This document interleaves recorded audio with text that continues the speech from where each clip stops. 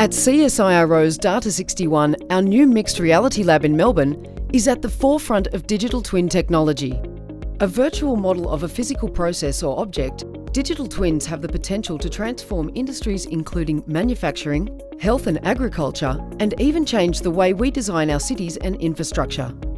The Mixed Reality Lab houses a state-of-the-art setup of optical cameras and sensing equipment to capture detailed information about a physical object to create its digital twin in a matter of minutes.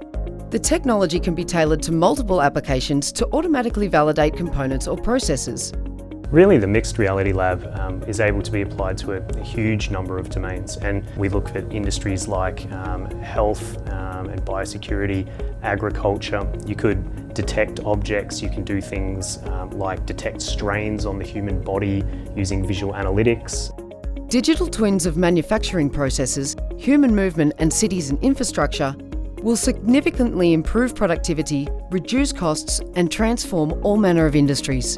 I think we're only scratching the surface on where we can take some of this.